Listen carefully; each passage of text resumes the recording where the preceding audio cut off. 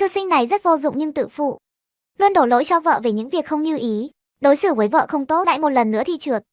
Bị một số hàng xóm chế giễu, lòng chìm trong u sầu, vô tình đã rơi xuống sông. Mặc dù đã được cứu nhưng cột thật đã thay đổi trái tim.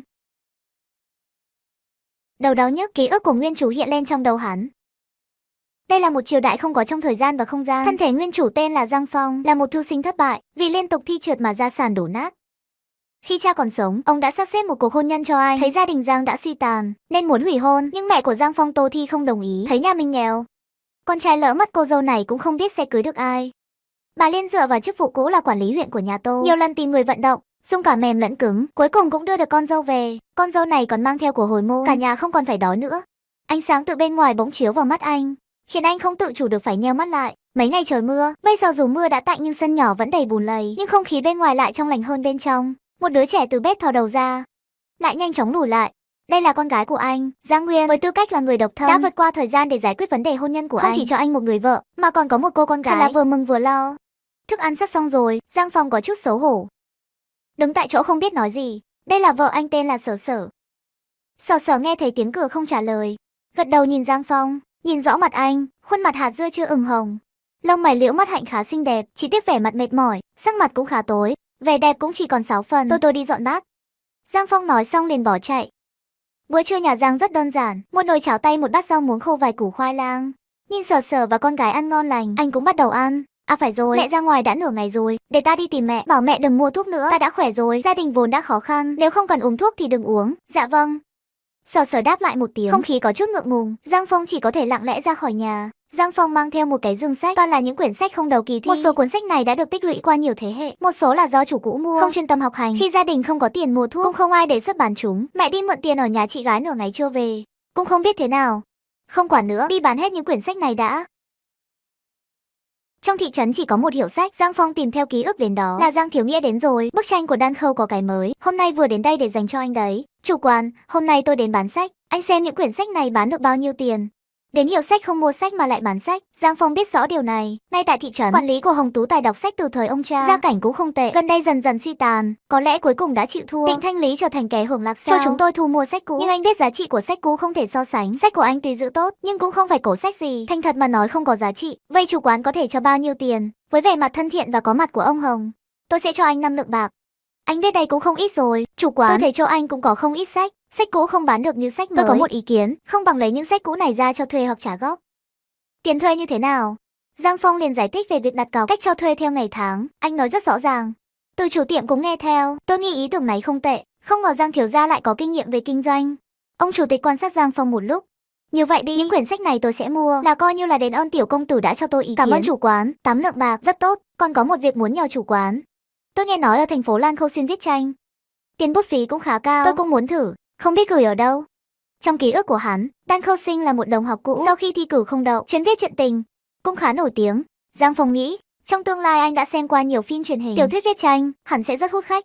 Tiểu công tử muốn viết tranh phải không? Ở đây tranh của tôi đều là hàng do Tông Minh Thư Lâu ở thành phố. Đó là việc buôn bán của nhà ông Vương. Anh có thể thử xem. Cảm ơn chủ quán đã chỉ dẫn, tôi sẽ mua một số giấy để viết tranh.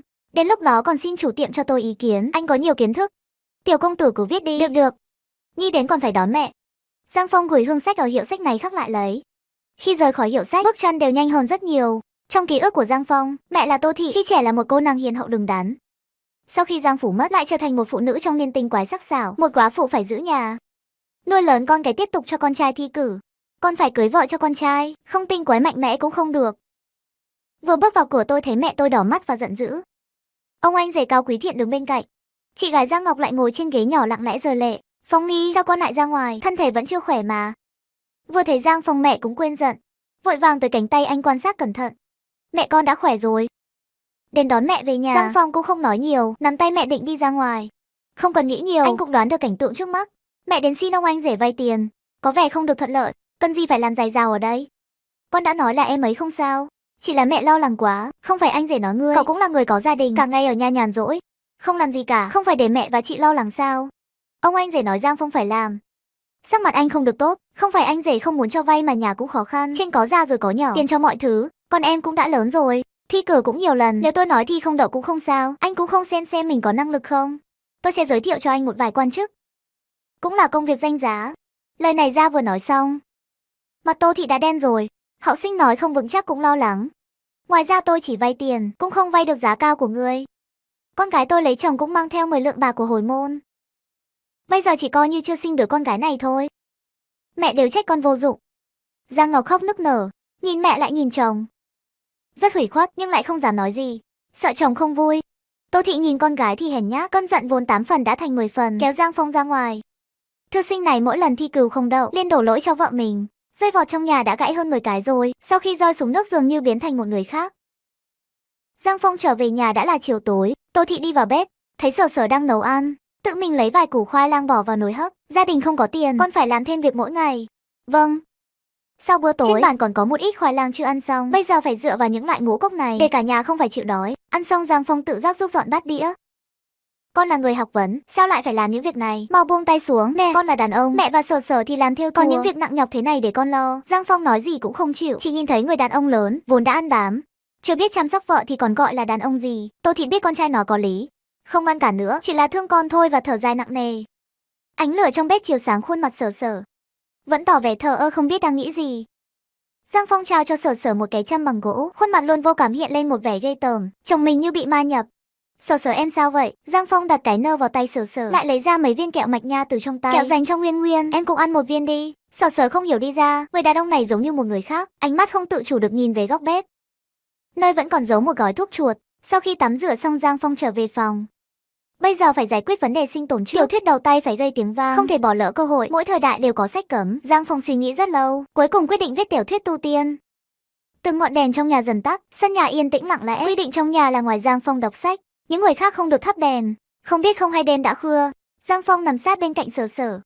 Ánh trăng từ cửa sổ chiếu xiên vào, khuôn mặt Sở Sở như bị bao phủ bởi một lớp ánh sáng mềm mại, nhưng không còn vẻ lạnh lùng như ban ngày, trông rất xinh đẹp như tiên nữ. Kiếp trước độc thân lâu như vậy, người quen nhất chính là Ngũ cô nương, bây giờ lại có một mỹ nhân nằm bên cạnh, nhưng không biết phải làm gì. Ngủ say đến sáng, khi Giang Phong tỉnh lại phát hiện chỉ còn mình trong phòng. Ăn sáng xong, Sở Sở liền đi về phòng thêu, nhìn Giang Phong một cái. Mẹ chăm sóc Nguyên Nguyên nhé. Đi sớm về sớm, cẩn thận đường xá nhé. Sở Sở gật đầu, ôm gói đồ ra khỏi nhà. Tô Thị thấy con dâu ra ngoài, mới lấy ra vài đồng tiền đồng, chỉ còn vài đồng. Vì con không uống thuốc nữa, mẹ sẽ đến chỗ Trương đổ mua ít thịt về, để bồi bổ cho con. Đáng thương, nó gầy quá rồi. Giang Phong nhớ lão, mỗi lần đi tìm Sở Sở về phòng theo phải mất nửa ngày. Khi có tiền trong tay, Tô Thị liền mua ít thịt về nhưng không dám ăn, chỉ cho con ăn, đợi Sở Sở về thường là hết cả rồi. Thật là tội lỗi, sao lại rơi vào cảnh không đủ ăn thịt thế này? Hãy để mẹ ăn thịt cũng được. Giang Nguyên háo hức nhìn người cha hiếm có và thân thiết, được, để mẹ ăn cũng được. Giang Phong đồng ý nhưng trong lòng lại chua xót. Bữa trưa là chảo rau thịt và khoai lang, một nồi cháo lớn rau nhiều hơn gạo, thịt chỉ có vài chút, nhưng Giang Nguyên đã rất hài lòng rồi, ăn ngấu nghiến như sói. Tô Thị chỉ ăn chút cháo, nhưng lại chọn hết thịt cho con trai ăn. Giang Phong thấy đau lòng, vội vàng chia những miếng thịt trong bát cho mẹ và con gái, lại múc ra một bát lớn để dành cho Sở Sở. Đây là làm gì? Tô Thị thấy bát thịt không vui, gia đình cả nhà không nên ăn hai bữa khác nhau. Mẹ tất nhiên muốn đối xử tốt với nó, nhưng gia đình chỉ có thế này, phải cho con trước đã. Hơn nữa con cũng chưa sinh con trai. Trong thời buổi này đàn bà không sinh được con trai sẽ không có địa vị ở nhà chồng, không có địa vị. Sở Sở gầy như que, làm sao có khí huyết để sinh con. Mẹ nhìn xem, tới năm thứ 2 liền sinh Nguyên Nguyên, mà nhiều năm vẫn không có, không phải là đói sao? Tô Thị nghe con trai nói có vẻ có lý, không ngờ con dâu mấy năm nay trông tệ hơn khi mới về. Trong lòng cảm thấy hơi áy náy. Mẹ có phải là người xấu tính không? Khi cha còn sống, hàng xóm ai cũng nói ông Lương Đại Phương của thật nghèo khó. Con là người phải đọc sách là việc của trí óc, không thể không chăm sóc tốt được, chỉ có thể ép con chịu đựng thôi. Con biết mẹ thương con, về sau có gì ăn thì cả nhà cùng chia. Mẹ phải giữ gìn sức khỏe, tương lai còn có phước hạnh lớn, con trai ngoan có chí khí. Mẹ chỉ chờ con hiếu thảo thôi. Đến chiều Sở Sở mang về 500 đồng. Tô Thị kiểm kê, sao chỉ có thế? Chỉ có thế thôi, Sở Sở nói không có biểu cảm. Sở Sở lặng lẽ bước vào bếp, mở nắp nồi ra, chị thấy trong nồi có mấy củ khoai lang hiếm hoi, lại còn có một bát cháo thịt, thật kỳ lạ, ngoài những dịp lễ Tết đâu còn ăn được thịt. Giang Nguyên lén lút lèn vào bếp, ghé sát vào tai mẹ nhắc lại lời của cha và bà nội lúc trưa. Sở Sở sững người, một ngày trôi qua nhanh chóng lại đến tối. Giang Phong nhìn cô gái đang ngồi ở mép giường với đôi mắt càng thêm lúng túng. Lần này xuyên không về, khó nhất là đối mặt với vợ của chủ nhân cũ, làm gì cũng sai cả. Hôm qua Sở Sở ngủ say thì may, nhưng hôm nay lại tỉnh, phải làm sao đây? Ngủ đi, bệnh mới vừa khỏi mà. Nói xong Sở Sở lăn ra nằm quay lưng lại với Giang Phong. Chẳng bao lâu đã nghe tiếng thở đều đặn. Giang Phong vừa nản lòng vừa không biết làm gì. Từ nay về sau tôi nhất định phải rèn luyện thân thể, không thể để lý do này từ chối tôi nữa. Sáng sớm, Giang Phong đang ở sân nhà thực hiện những động tác lạ lùng. Sở Sở yên lặng đứng một bên, nhìn Giang Phong trong sân, sắc mặt thay đổi. Người này rốt cuộc là sao vậy? Sở Sở cơ thể hơi run lên, không dám nghĩ, nhưng Giang Phong như vậy lại còn tốt hơn trước. Nếu có thể tiếp tục như vậy có vẻ cũng tốt. Giang Phong, con đang làm gì vậy? Tổ mẫu nghĩ con trai ta không thể bỏ sách vở để làm võ nghệ, muôn sự đều kém cỏi, chỉ có đọc sách là cao quý. Con nhất định phải đậu khoa cử làm quan to. Con đang luyện tập thể dục. Mẹ, bộ môn này gọi là khoa mục giang, rất tốt cho sức khỏe, có thể tăng cường thể lực, kéo dài tuổi thọ. Sao mẹ cũng tập cùng con nhé? Phụ nữ vung với tay chân như vậy thật không ra dáng gì cả. Không được, người đàn ông này thích đi mua đậu phụ vào nửa đêm. Bởi vì anh ta nói đậu phụ phải ăn vào buổi tối mới mềm. Nửa đêm mua đậu phụ, giờ anh còn không muốn nói dối nữa. Sau khi bị vợ phát hiện, anh ta chỉ vào mặt vợ và lý do là vì đậu phụ vào ban đêm tuy đắt nhưng lại mềm hơn. Giang Ngọc vừa khóc vừa chạy ra ngoài. Sau đó đến nhà mẹ Tô Thị, nhìn thấy dáng vẻ chật vật của con gái, nhưng rất bình thường, dường như đã quen với điều này. Mẹ Giang Phong đâu? Phong Nhi vừa đi ra ngoài, không biết tên cao quấy kia lại làm gì rồi. Dưới sự an ủi của mẹ, chỉ thấy Giang Ngọc khóc lớn hơn. Mà Giang Phong bên kia, sáng sớm đã đến hiệu sách nhà chủ cửa hàng Tư, xem cuốn vẽ tranh mà anh vừa viết. Từ chủ tiệm nhìn quyển tranh do Giang Phong viết, không ngờ ngay từ đầu đã khiến ông ta chìm đắm vào một thế giới nhỏ. Ngay lập tức thu hút sự chú ý của ông. Thế giới quan trọng lớn này, thế giới huyền bí tu tiên này đã khiến ông ta sửng sốt. Ông không ngờ rằng anh này lại có ý tưởng như vậy. Tôi tưởng anh Giang Phong này giống như những người chị, viết những câu chuyện về tài tử, mỹ nữ và vườn hoa. Không ngờ anh này lại có tài như vậy. Vậy thì tôi sẽ giúp một tay nhé. Không ngờ chủ đề của anh lại ấn tượng như vậy. Theo tôi thì có thể, tôi có chút quan hệ với quản sự của Sở Lĩnh Thu Lục. Đến lúc đó viết cho bạn một lá thư mang qua. Vậy tôi vô cùng biết ơn ông. Sau đó Giang Phong cầm theo thịt vừa mua vui vẻ trở về nhà. Về đến nhà, trời sắp tối rồi. Con gái ngoan, tối nay có thịt ăn rồi. Tiếc là không ai trả lời anh. Trong sân không có một bóng người. Phòng chính của Tô Thị còn mơ hồ chuyển đến tiếng khóc. Vừa vào cửa thì ra là chị gái. Giang Phong quan sát sắc mặt mọi người. Vợ ơi, đi nấu ăn đi. Anh mua thịt về rồi và còn một khúc xương lớn. Tiểu Viên Viên vừa nghe thấy tiếng thì nhanh chóng chạy ra ngoài nhà. Tiểu Viên Viên đi chậm một chút. Trời tối rồi. Chị ơi, có chuyện nói chuyện đi. Sao lại khóc như vậy? Chị gái đại đang trong lòng khổ. Chuyện gì đã xảy ra vậy? Giang Ngọc lau khô nước mắt với giọng khàn khàn, kể lại toàn bộ sự việc hôm nay. Chị chỉ nói với anh ấy vài câu, anh ấy lại đánh chị. Nửa đêm mua đậu phụ, lời nói dối này thật là khôi hài. Giang Ngọc nói rồi lại khóc. Nhìn chị gái khóc như sắp một hơi.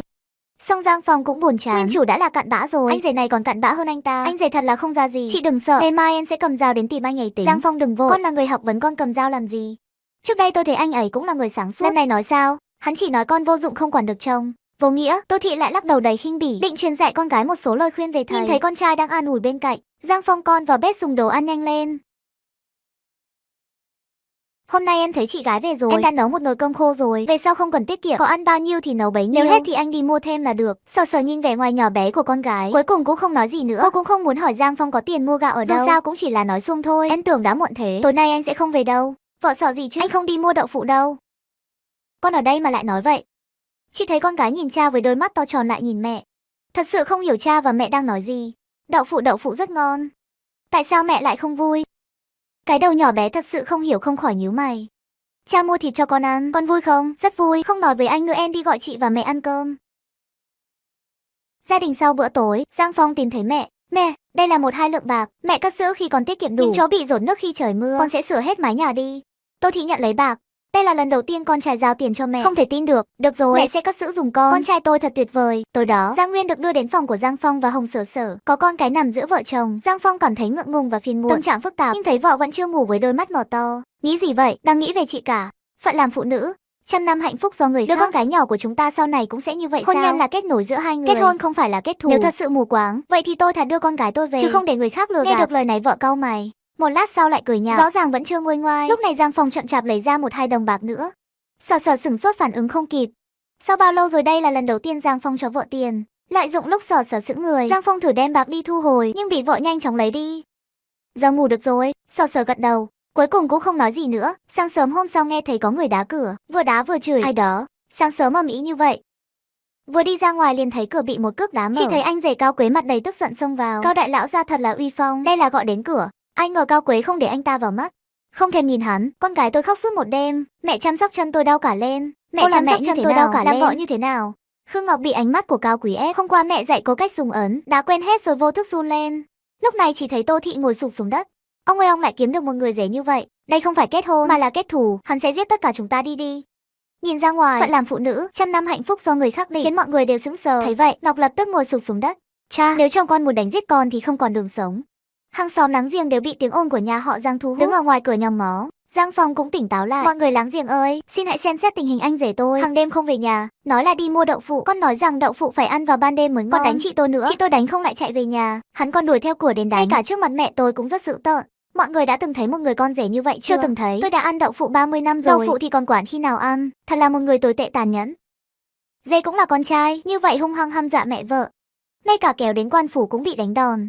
Phải đánh cho ra trò. Nghe vậy Cao Quế hoảng hốt sợ bị đánh.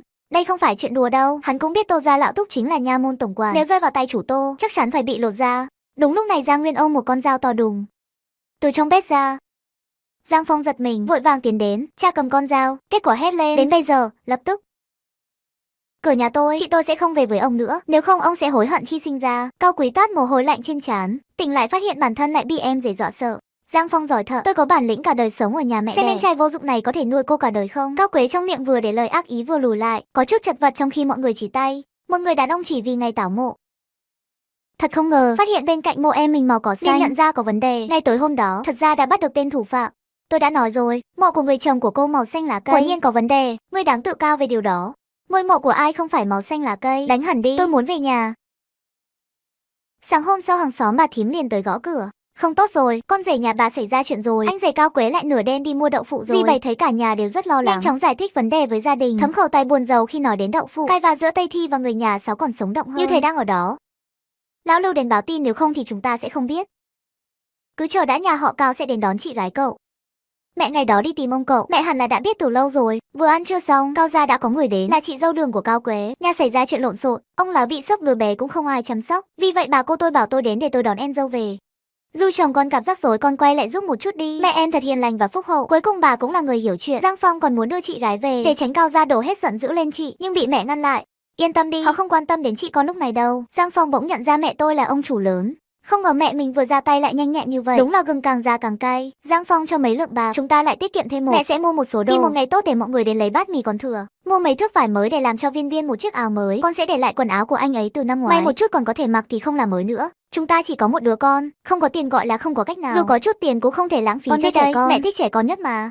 Không phải mẹ thúc giục con. Viên Viên sẽ kết hôn sau này và cần phải tự lo. Khi mẹ nhắm mắt lại, mọi chuyện sẽ kết thúc. Con sẽ làm gì khi con già đi? Đứa con trai. Những năm qua, Thi sẽ được phong làm con trai, ít lần bị đối xử không công bằng. Sở không thể không thở dài. Thế giới này là như vậy, nhưng sinh con trai hay gái không phải do cô ta quyết định. Nhưng chuyện đứa bé, không phải con tự nói sinh ra là có thể sinh ra. Lời này vừa nói Tô Thị dường như hiểu được điều gì. Con đợi đó cho mẹ. Sau bữa tối, Sở đưa ra một bát thuốc màu đen, khuôn mặt chờ mong. Đại lang uống thuốc. Mặc dù tên tôi là Đại lang chứ không phải họ Ngủ đâu. Hai người đang làm gì vậy? Ta đâu có ốm, Đại lang có bệnh cần trị. Mẹ, con không có bệnh, hôm nay con phải uống. Không uống cũng phải uống. Giang Phong nhìn vợ với môi cắn chặt, cố gắng cầu cứu vợ. Tướng công uống đi, chúng ta không hại anh đâu thật đấy. Mẹ không bao giờ lừa dối anh, tướng công không đáng, anh hãy uống đi. Đừng phụ lòng tốt của mẹ. Thuyết phục xong cuối cùng thì Giang Phong cũng cầm lấy để uống. Không quá đắng, nhưng không mất nhiều thời gian để anh ấy phát hiện ra có điều gì đó không ổn. Mẹ thật là vội vàng để dùng cách này ôi. Thật sự là không thể đoán trước được. Ai vội vàng cũng làm mẹ lo lắng cho anh. Vâng, tôi vội được chứ. Gần đây anh đã thay đổi rồi. Anh không còn như trước nữa phải không? Hắn sợ trước mắt hết thảy đều là mộng. Sợ tỉnh dậy, người bên cạnh lại biến thành như trước kia. Không có gì, luôn say rượu đánh vợ con. Trước đây là do anh ngu ngốc, bây giờ anh đã quay lại. Em hãy yên tâm đi. Gần đây anh đang viết tiểu thuyết. Anh gần đây chỉ bận việc đó. Anh không tham gia thi cử à? Tất nhiên là phải thi. Vậy anh có điều gì phải cẩn trọng không? Bây giờ sắp đến đoan dương, anh sợ mùi hương nhục không? Anh không sợ, chắc chắn không sợ. Nhưng em hãy cẩn thận với việc ngủ chung với rắn. Sự khác biệt giữa bản thân và chủ nhân. Quá lâu cũng không cố ý ngụy trang, bị nghi ngờ cũng bình thường. Giang Phong suy nghĩ một chút, hay là giải thế không để cô ấy nghĩ lung tung. Trong sách nói trăng sinh mọc bướm trăng sinh. Tôi là Giang Phong. Có một hôm, bỗng nhiên có một giấc mơ, dường như là đến một thế giới khác. Trải qua cả đời, khi tỉnh dậy anh hiểu ra ngay cả sau một đời, ở thế giới đó anh có vợ không? Anh chết trẻ. Chết như thế nào? Có người hại anh, chết đột ngột vì làm việc quá sức. Hãy nghĩ về những năm làm lập trình viên, cũng không thể chịu đựng được, đường chân tóc đều lùi lại rồi. Đời này nhất định phải bảo vệ tóc thật tốt. Những thư sinh cổ đại một lòng thi hoàng gia cũng không khá hơn đâu. Đây đều là số mệnh. Ai bảo tôi không mặc thành hoàng tử, vương gia giàu của thế hệ thứ hai. Sau này đừng thức khuya đọc sách, chúng tôi thì tốt nhất. Không thi được thì thôi, gia đình chăm chỉ sẽ không chết đói. Giang Phong giờ khóc giờ cười với sự quan tâm của vợ. Điều này thật đáng yêu, vợ quan tâm đến mình nhưng chỉ là một giấc mơ. Em coi hắn là thật, em coi hắn là giả. Đừng quan tâm, tại sao em lại nghi ngờ anh? Mẹ cũng không nói gì về con trai lãng tử trở về. Mẹ rất vui, làm sao có thể nghi ngờ. Mẹ cũng không dễ dàng, mẹ nói anh đối xử không tốt với em. Sao em còn nói thay anh? Từ xưa đến nay làm vợ không phải đều là như vậy. Mẹ không xấu tính. Vợ thật tốt bụng. Vấn đề của anh, em không cần lo lắng, nhưng không phải không có câu chuyện về giấc mơ bướm của Trăng và cả câu chuyện về cơm trắng áo vải. Em không sợ dù anh là hồ ly hoặc ma quỷ, em cũng không sợ. Hồ ly và ma quỷ, em nghĩ của đấy, đó chính là xe ngũ quỷ vận tải. Anh không có khả năng, đó đáng ghét. Cho dù bầu không khí có tốt đến đâu, cũng bị anh làm hỏng rồi. Người đàn ông hiện đại vượt qua thời cổ đại, viết tiểu thuyết tu tiên. Đây tự tin đi gửi bài viết nhưng bị trực tiếp từ chối. Lý do là về việc viết về thiên tử. Xin lỗi vì nói thẳng lối viết của bạn khá bình thường. Trái tim của Giang Phong đập mạnh, sự tự tin bị dập tắt bởi một thùng nước lạnh. Ngài nói là, nhưng tôi nghĩ câu chuyện là điều quan trọng nhất trong tiểu thuyết. Câu chuyện này của anh thật độc đáo, nhưng quá phô trương, chỉ là những thứ quá tin tưởng, chưa chắc đã được người khác chấp nhận. Văn bản của bạn cũng không ngắn, giá sẽ cao hơn người mua, sợ là ít hơn. Nghe được lời này Giang Phong có chút buồn, đang chuẩn bị rời đi nhưng lại thấy một người bước vào, có một việc cần trao đổi. Giang Phong nhìn hắn là một tiểu đạo sĩ mặc đạo bào, thấy có người trong nhà.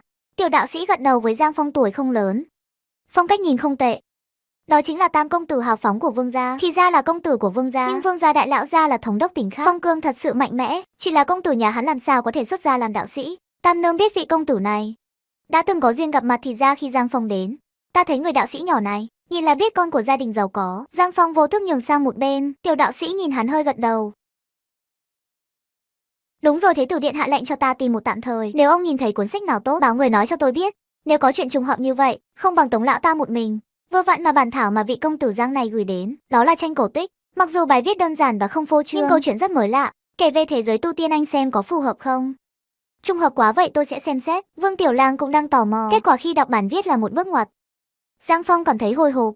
Tình trạng thật là khó khăn, chỉ vì một khoản tiền thù lao mà ta bắt đầu lo lắng. Câu chuyện này của bạn là nghe từ đâu mà Sửa Tiên Kiếm lại là lần đầu tiên nghe nói đến. Tất cả đều do tôi tự nghĩ ra. Vương Tiểu Lang ngạc nhiên nhìn Giang Phong, vui mừng nói, nghe có vẻ như bạn rất giỏi viết chuyện, rất tốt. Bản thảo này viết rất hay, chúng tôi sẽ nhận bản viết của bạn. Được, nếu Tiểu Lang muốn tôi cũng không có gì đến. Vậy thì chúng ta sẽ nhận bản viết. Trong lòng vui mừng, đây chính là mức giá mà anh ta mong muốn. Trên mặt tay cũng không cảm thấy có chút vui vẻ. Bạn đến tổng cộng bao lâu, đã viết bao nhiêu rồi? Tôi muốn viết khoảng 300.000 từ, chia thành 3 cuộn. Đây là tập đầu tiên, 100.000 chữ, viết dài hơn một chút cũng được. Sách in ra, trước tiên hãy để ai đó gửi cho tôi một vài quyển. Vương Thông đồng ý, cùng Giang Phong nhìn Tam công tử rời đi. Ngươi phải nhanh chóng viết tập tiếp theo, nếu nó bị hỏng ngươi sẽ biết tay. Chưa nói xong, Giang Phong cảm thấy không thể giải thích, người toát hết mồ hôi, nên hứa sẽ hoàn thành bài viết sớm nhất có thể. Chàng công tử này thật khác biệt, mặc dù còn trẻ nhưng đã có sức ảnh hưởng lớn. Việc viết sách trong thời cổ đại cũng có nguy cơ, nếu tự mình bỏ cuộc viết sách, vậy thì thật sự muốn làm thái giám. Tiếp theo là lúc nói chuyện đàm phán. Vương Thông lần này thì tốt, nói chuyện với nụ cười hạnh phúc vì Vương Tam Tử đánh giá cao anh. Tôi cũng không do dự mà ký 1.000 văn. Ở cửa hàng sách của chúng tôi, thư ký 200 đến 500 văn cho tác giả mới đã là một số lượng đáng kể. Nếu cậu đồng ý chúng ta có thể ký hợp đồng. Có thể. Giang Phong vui vẻ đồng ý rồi. Đúng là mức giá mà anh ấy mong muốn. Rời khỏi cửa hàng sách, Giang Phong thở phào nhẹ nhõm, cầm 100 lượng bạc nặng trĩu trong lòng. Nhìn lên bầu trời, có một cảm giác không thực tế khi anh ấy gần như đã từ bỏ. Thì một người quý tộc xuất hiện. Sau đó Giang Phong ngồi xe ngựa chạy đến huyện Phong Thủy. Mẹ nói lần này đi phủ thành để thăm hai người chủ. Đại ca Tô Trường Trung là một thợ mổ mặt tròn tròn, thân hình cao lớn mạnh mẽ, một dáng người như anh hùng lương sơn. Chủ thứ hai Tô Trường Nghị là một quản gia huyền thoại, không mạnh mẽ như ông chủ một, nhưng là người có tài trí quản lý, biết về việc xem bói. Có một nhóm anh em dưới quyền, có hai kẻ hung ác như vậy, nhà tôi trong thị trấn không ai dám làm phiền. Vợ đã nhận quà của anh. Tối nay anh muốn thay đổi tư thế, nhưng không được vặn vẹo tay chân nữa. Anh mua những thứ này để làm gì? Phí tiền thôi. Vợ không thích vậy thì ai sẽ được nhận? Anh còn muốn cho ai nữa? Ai nói em không thích nữa? Không cần phải kể lại chuyện ân ái đêm qua. Này Trung Thu, Giang Phong sáng sớm đã phải đi gửi quà cho nhà Ngọc. Mẹ ơi, con và vợ con chuẩn bị đi ăn giỗ.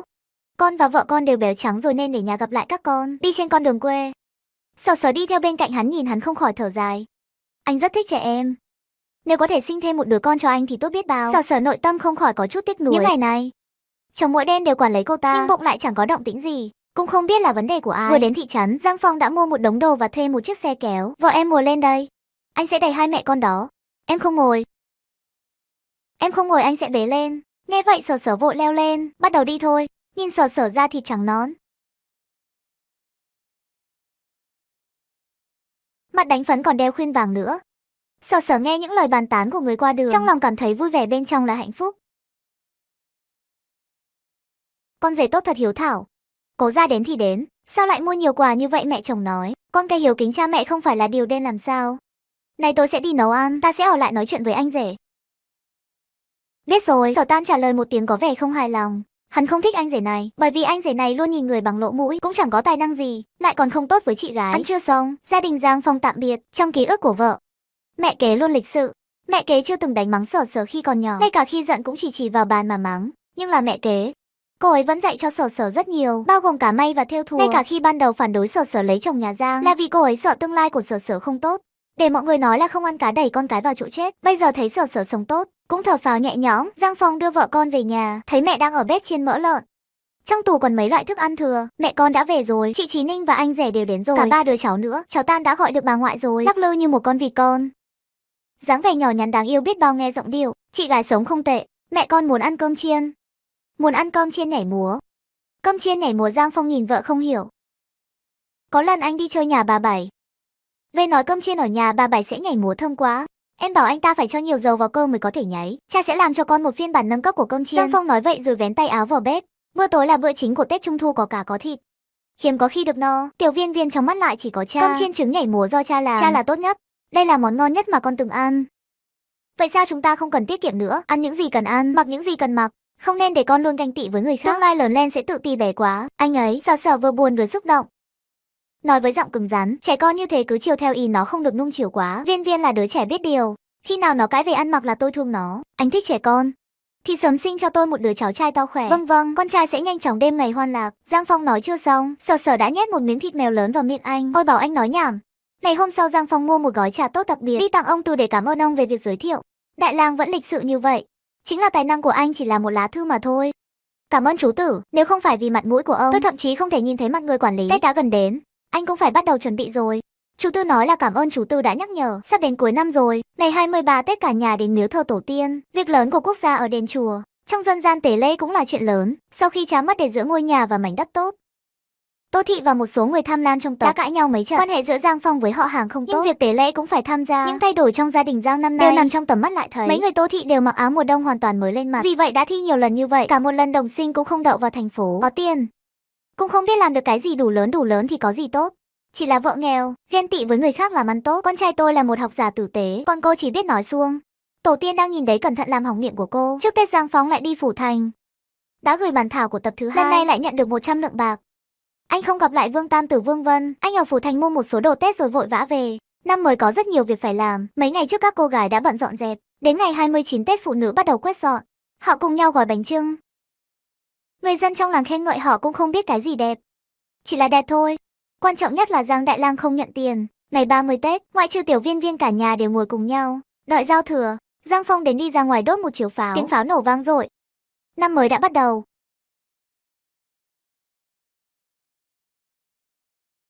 Ngày mùng 2 Tết, gia đình Giang Ngọc về nhà nội. Lần đầu tiên Giang Phong gặp anh rể Cao Quế, không biết có phải tâm lý của anh không. Hắn cảm thấy dâu của Cao Quế có chút thưa thớt, giọng nói cũng rõ ràng, không còn vẻ thô bạo như trước. Mẹ ơi, vậy con và Giang Ngọc sẽ về. Được, đi đường cẩn thận.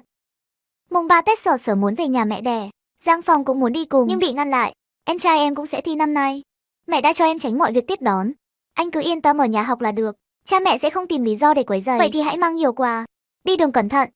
Đến chiều tối Sở Sở vừa trở về với Viên Viên. Cha xem bà ngoại cho con tiền lì xì. Đây là tiền lì xì của bà ngoại. Tất nhiên là cho Tiểu Viên Viên, bà sẽ giữ hộ con. Sau này khi con lớn lên bà sẽ đưa cho. Giang Phong không khỏi dùng mình. Cách này nó được truyền lại khi nào? Ngày mồng 10 Tết đền thờ làng có rất nhiều đèn, nhưng sắp bắt đầu rồi. Giang Phong dứt khoát cũng không đi nữa, đóng cửa lại chuyên tâm đọc sách. Thư sinh chỉ đơn giản là một bài thơ trong kỳ thi khoa cử hiện đại. Bài thơ đó đã làm cho tất cả các giám khảo ngạc nhiên. Họ cho rằng chàng trai này không phải người thường, chẳng thấy nước sông Hoàng Hà từ trên trời tuôn chảy, chạy đến biển không bao giờ trở lại, chẳng thấy trên đại sảnh gương sáng chiếu buồn bạc tóc, sáng như tóc xanh mà tối như tuyết trắng. Cuộc đời phải tận hưởng khi còn được. Tuyệt vời thật, một bài thỉnh rượu chẳng thấy. Cả đời ta chưa từng thấy một bài thơ hay như vậy. Quả là người trẻ đáng sợ. Thế hệ sau thật đáng sợ, bài thơ hay quá. Người viết bài thơ này chắc hẳn là người tái hoa vô song.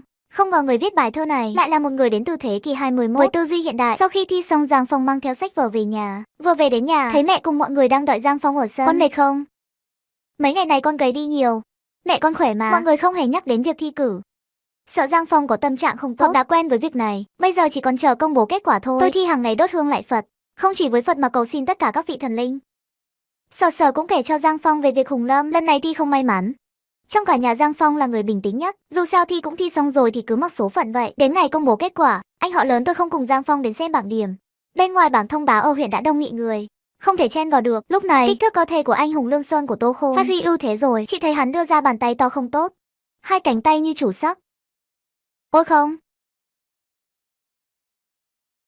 Đậu rồi thủ khoa. Thủ khoa cái gì? Ai đậu? Anh đậu. Cái gì thế, đừng ấn lung tung. Bỗng có một giọng nói quen thuộc vang lên bên cạnh. Ghi lại là em vợ Hùng Lâm. Hùng Lâm nhìn Giang Phong trong mắt tràn đầy khinh bỉ. Vương ca ngơi trúng giải nhì. Chỉ thấy người đó mặc một bộ áo dài lụa trắng. Bên cạnh còn có một người tùy tùng cầm một chiếc quạt gấp. Gương mặt tuấn tú, thân hình dài. Nhìn gió quê khác không nói gì liền quay người đi rồi. Hắn là ai? Tên hắn là Vương Minh, tay từ nổi tiếng của huyện Phong Thủy chúng ta. Không lẽ anh ta là người nhà của ông Vương lão gia? Chỉ là một người thân bên cạnh. Nếu vị Vương công tử kia không phải chăm sóc ông bà, đáng lẽ phải trúng từ nhiều năm trước. Sau đó Giang Phong báo kết quả cho mẹ và vợ. Sở Sở vừa nghe thấy, ánh mắt liền đỏ lên khóc vì sung sướng. Tô Thị đầu tiên sửng sốt không dám tin. Ta đã nói mà, ta nói con trai ta chắc chắn sẽ đậu. Tối hôm đó Giang Phong hỏi vợ. Về chuyện Hồng Lâm và Vương Minh, anh cứ thấy Hồng Lâm có thái độ thù địch với mình quá. Thôi được, thay vì để sau này anh nghe lại những lời đồn thổi, thì em sẽ kể cho anh nghe. Nghe vợ nói Giang Phong cứ giật mình. Không hiểu sao lại có cảm giác mình bị cắm sừng. Cha em là một tay chơi gà chọi rất giỏi. Cùng cha của Vương mình, Vương Viên Ngoại, lại là bạn tốt. Từ nhỏ cha hắn ra vào nhà em luôn mang theo Vương Minh, nên em và anh ta quen nhau từ nhỏ như hoa và tre. Nhưng không ngờ anh lại vô tình lấy em, nên cậu ta có chút định kiến với anh. Giang Phong nghe lời nương tử đem những chuyện cũ lại đây, cẩn thận quan sát sắc mặt của vợ, thấy khi nhắc đến người cũ, vợ vẫn bình thản, không có vẻ gì luyến tiếc, trong lòng mới yên tâm. Chỉ tiếc là vợ không trở thành phu nhân. Nhưng cũng đừng có ác ý như vậy, nếu là anh trước kia chắc chắn sẽ không hối hận. Nhưng bây giờ anh có thua kém gì người khác đâu. Đều nói một câu kho báu vô giá họ có tình nhân, em không đòi hỏi gì nữa. Chỉ mong gia đình chúng ta được hạnh phúc thêm, cho anh một đứa con trai nữa là được rồi. Được rồi, từ ngày mai tôi sẽ đặt cọc.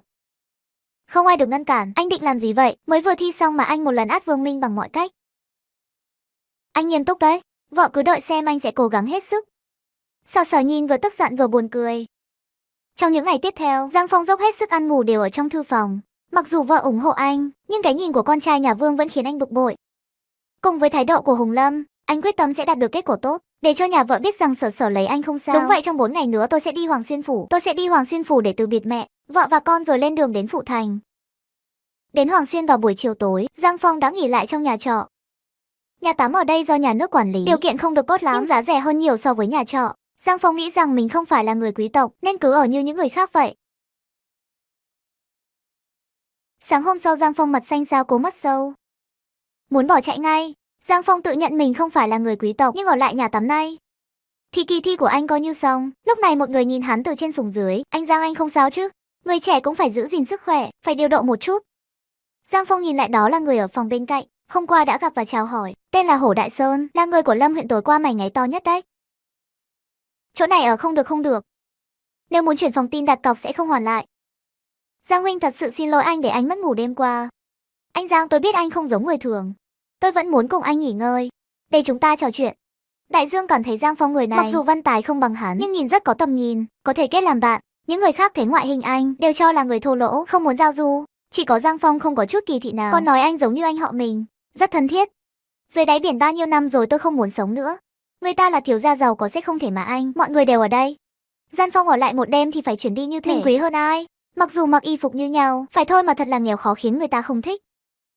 Việc tôi ở đâu liên quan gì đến anh? Không liên quan gì cả. Nếu có khả năng thì anh cứ về dinh chúa Trương luôn đi. Qua phủ là có một vị vương tôn, chính là thúc của hoàng thượng hiện nay. Đối với người thường thì đó là chuyện xa vời. Một tên nghèo như Giang Phong, cả đời cũng chẳng bao giờ gặp được những nhân vật lớn như vậy. Hồ Đại Sơn không chịu nổi, nhưng chưa kịp nói gì với Giang Phong, bỗng nghe ông nào ở ngoài nhà tắm, vài tên lính mặc áo giáp sáng loáng bước vào. Những tên lính này to lớn nữa ai về, trên quần áo có thêu hoa, trên eo còn mang theo dao lớn, không giống như lính của quan phủ. Ai là Giang Phong? Công tử Giang Phong xin mời.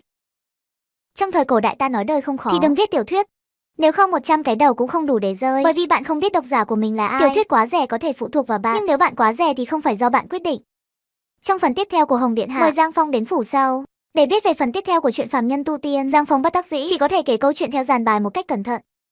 Đúng vậy, chính là như vậy. Bạn hãy nói cho cậu ấy nghe phần còn lại của cậu. Liệu chân phàm cuối cùng có thể tiên lên thiên giới không? Cái này sau khi cuốn sách thứ 3 được xuất bản, Lưu Báng Tốt sau đó quyết định có tiếp tục viết câu chuyện của thượng giới hay không. Vậy công pháp nói trong sách của ngươi thật sự có thể luyện sao? Dù cậu ấy đã suy tư mấy lần vẫn không thể hiểu ra, hãy nói chuyện với cậu ấy. Và còn có vị thần vương hỏi, thật sự rộng lớn và sâu sắc. Không ngờ chàng trai tuổi trẻ trong đạo pháp lại tệ như vậy. Thực sự là tôi bị ảnh hưởng bởi ai? Đây không phải là chuyện vớ vẩn sao? May mắn là không phải là nhiều pháp thuật. Nếu như luyện ra vấn đề gì, tôi cũng không đủ đầu để chặt. Chàng công tử có tài năng như vậy chắc là người có linh can. Tại sao cần phải cố gắng? Vì sao không là một đạo sĩ? Giang Phong tạm thời không muốn tu hành, nhìn xuống trước khi rời bỏ. Học sinh từ các hạng đều tập trung tại phủ. Một số con nhà giàu tổ chức hội văn tại Lâm Giang Lầu. Những học sinh tài năng học viết thơ hoặc văn. Rất náo nhiệt. Cái này Lâm Giang Lầu không khác gì, chỉ là trà ở đây là trà mảnh tin chính hiệu, đáng để nếm thử. Quả nhiên là trà ngon, tôi thấy cây trà mà bạn viết trong sách, chỉ viết mô tả đã khiến người ta mong muốn. Tôi biết rằng Giang công tử cũng là người hiểu trà và yêu trà. Tôi cũng chưa từng uống trà ngon, cũng không biết điều gì làm cho trà ngon, nhưng nghĩ rằng đắt là tốt. Giang công tử thật là người tài, anh lớn tuổi hơn tôi một chút, không cần phải lịch sự như vậy. Tôi bằng tên học biệt danh, chúng ta nói chuyện cho thoải mái. Vương công tử ngươi là quý nhân của, hãy gọi tôi một tiếng, đừng gọi tôi là đạo trưởng vô sỉ. Anh là người trung thực. Hai người uống trà và ăn một ít. Vương Vân lại thảo luận đạo pháp với Giang Phong, hai người càng nói chuyện càng hợp ý, gọi nhau là anh em rất thân mật. Đến ngày thi trời vẫn chưa sáng, Giang Phong phải dậy sớm để đi thi. Trước cổng thi đã xếp hàng, một số người giống như bị hành hình, lo lắng đến mức run lên. Vòng đầu tiên là kỳ thi hàng ngàn để xác minh danh tính của ứng viên. Vòng 2 là kiểm tra cơ thể. Vòng 3 là hát bài bảo. Hãy bắt đầu chương trình của bạn.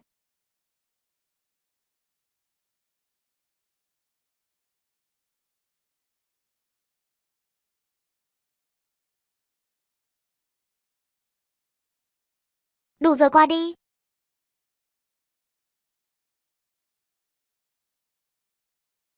Thật là may mắn của tôi. Phần khó nhất của kỳ thi là phần trình diễn.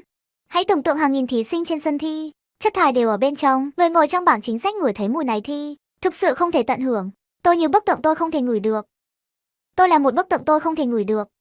Vòng thi đầu tiên kết thúc, vừa ra ngoài, tôi nghe thấy một giọng nói quen thuộc gọi, Giang Phong, Giang Phong, anh cũng ra ngoài rồi à? Giang Phong nhìn lên, hóa ra là hàng xóm của Ngọc Quán Hổ đại sư. Ôi chết tiệt, anh có chút mùi nam tính trên người đấy nhỉ?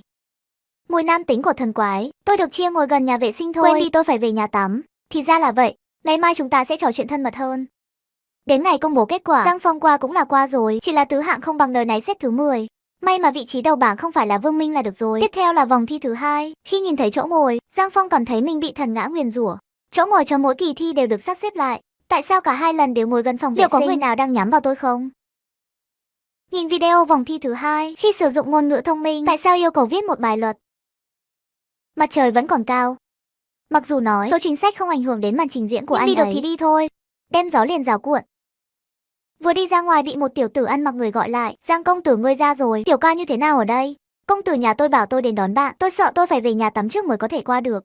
Tôi sẽ đưa anh về phòng trọ. Cho đến khi nhìn thấy Vương Văn Giang Phong mới biết mình 2 lần thi này. Tại sao lại xui xẻo như vậy? Mỗi lần khi thi, Minh thư sinh đều đeo khẩu trang trúng độc vì chỗ ngồi thi. Mỗi lần đều thần kỳ chuyển thành số thứ tự khác. Anh ta không biết tất cả điều này là do kẻ xấu đang hành động trong bóng tối. Sau khi gặp Vương Mân, mọi việc đúng như dự đoán của Giang Phong. Anh thật sự bị người ta nhầm đến. Anh em tôi và tôi có mâu thuẫn, lại bị người khác chia rẽ. Xin lỗi vì đã gây phiền phức cho anh Giang. Người bạn nói đến Vương Bang chính là người lính hôm đó bảo tôi làm việc. Anh ta cũng là kẻ phản bội của hoàng tử. Vương Bá liên tục chia rẽ rằng 2 lần liên tiếp. Lý do của việc chia rẽ cũng đã được nói lại sau đó. Thành thật xin lỗi. Vương gia đại thiều nếu nói muốn khắc nghiệt với võ thì không thể làm việc lớn như vậy. Nhưng ra hiệu cho người vào sắp xếp chỗ ngồi, làm phiền Giang Phong sẽ rất dễ dàng. Cho dù trong tương lai mọi chuyện bị vạch trần, chỉ là trò đùa của trẻ con thôi. Thì ra là vậy, chuyện này không liên quan gì đến việc ăn nhầm nên không cần phải xin lỗi. Anh Giang yên tâm, nếu tôi biết, sẽ không có chuyện như vậy xảy ra nữa. Nháy mắt của Giang Phong có vẻ như đã nghĩ ra một ý tưởng tôi.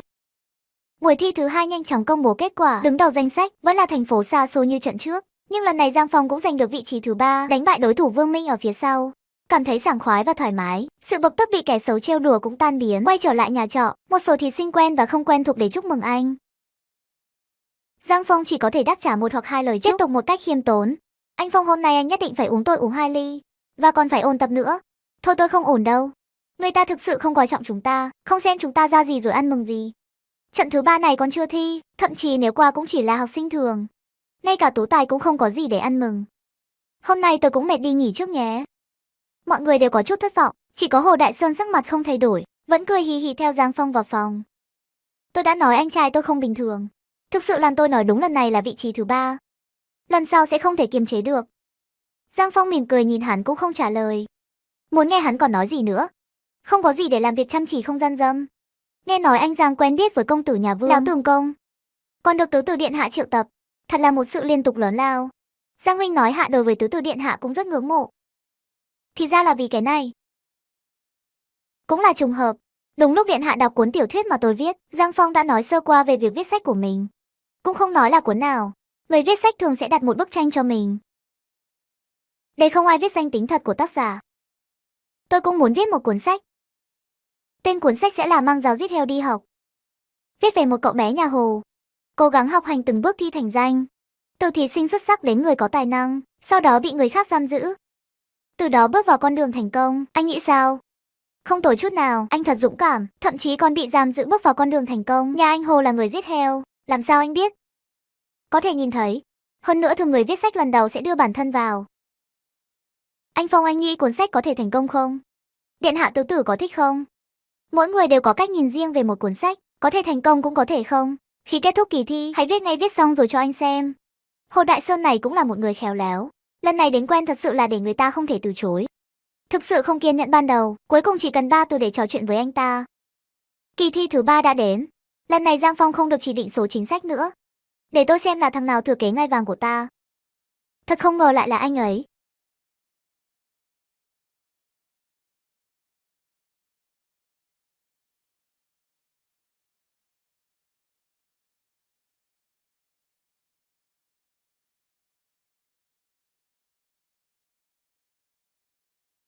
Anh Phong, tôi đã trúng rồi.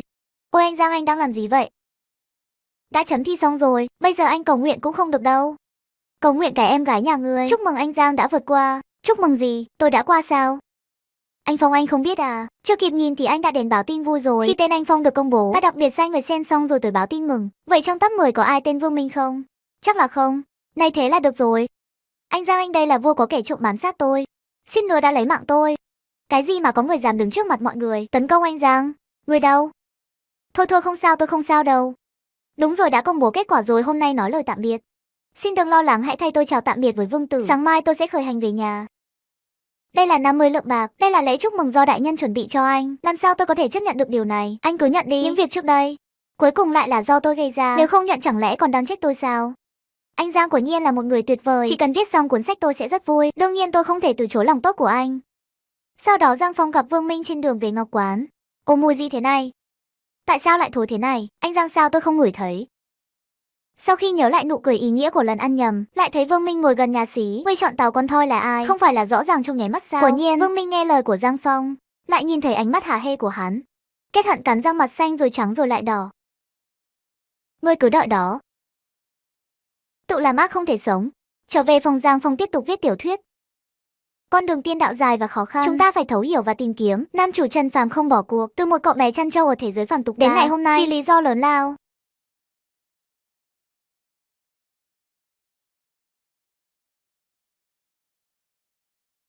Hoàng tử điện hạ lệnh cho ta đến lấy bàn thảo. Cửa phòng trọ này không có à? Ý của tôi là sao anh phải leo lên mái nhà? Sau khi trở về phòng nên thấy Hồ Đại Sơn đã ở trong phòng. Anh đã đọc cuốn sách về tâm lý của tôi và tham khảo những cuốn sách bán chạy phổ biến. Anh thấy thế nào? Tôi chỉ muốn hỏi anh, những cuốn sách bạn tham khảo là gì? Bạn không phải là muốn viết về hành trình thi cử Quả Thiên Đổ ra đúng không? Chỉ vài nghìn chữ mà toàn lặp đi lặp lại. Viết như vậy làm sao được? Bạn đang viết sách chuyện người lớn phải không? Chỉ là một số phải trả. Hình ảnh người đẹp tuyệt vời và những cánh hoa quá trắng. Thằng nhóc của bạn quả nhiên không thể làm được cái gì. Hay tôi, em là hoàng tử điện hạ không muốn xem những thứ này. Nhưng chủ tiệm sách nói rằng đó là những cuốn sách bán chạy nhất, là những cuốn sách mà thiếu niên yêu thích nhất. Có lẽ ông ta đã lừa hoàng tử và người thường. Không giống nhau, không giống với người thường có nghĩa là... Sáng hôm sau, Giang Phong đến sách thù lớn túi nhỏ chạy về nhà. Tôi thì nhận được tin vui, dẫn cháu gái Tiểu Viên Viên cũng chờ ở cửa nhà. Đại lang thật sự đậu rồi. Mẹ ơi, con đậu rồi. Tiểu bảo bối nhớ cha không? Cha nhưng nhớ con lắm. Ôi cha ơi, dâu của cha làm con ngứa quá. Sở đâu? Ở trong nhà đợi đấy. Con vào là sẽ biết. Vợ có phải đang ốm không? Vợ ơi, anh đã về rồi, anh đã về à? Anh về đây, anh đậu rồi. Em biết anh sẽ thi đậu mà. Những gì anh hứa không bao giờ bày tha thơ. Đương nhiên rồi. Quan trọng là anh sẽ cố gắng, vợ anh hứa với em. Anh sẽ đem lại cho em và con cuộc sống tốt đẹp. Xấu hổ đứa nhỏ này. Đúng rồi, tại sao sắc mặt của em lại tệ như vậy? Nói em có dấu hiệu mang thai. Vợ mang thai rồi. Đúng rồi, mọi thứ đều có tin vui. Gia đình chúng ta hạnh phúc gấp đôi rồi. Tôi sắp làm cha mấy tháng rồi. Đại phu nói gì? Hơn 2 tháng rồi, con đi chưa được 2 ngày. Mẹ thấy con dâu suốt ngày mệt mỏi, ngày nào cũng nôn. Mẹ thấy hơi lo, vì vậy đã mời đại phu mới biết là đang mang thai. Đại phu nói là do chất lượng máu sau 3 tháng sẽ ổn định. Ngày mai anh đến thị trấn mua thêm chút thuốc bổ cho vợ. Viện sĩ quyết định vào cuối tháng 6 cũng được tổ chức tại Phủ Thành. Giang Phong muốn nhân lúc này đóng cửa học tập và hoàn thiện tập cuối cùng của truyện Phàm Nhân Tu Tiên. Sáng hôm sau, Giang Phong liền đi thăm ông Hồng. Ông Hồng là một thầy giáo có kinh nghiệm tham gia học viện.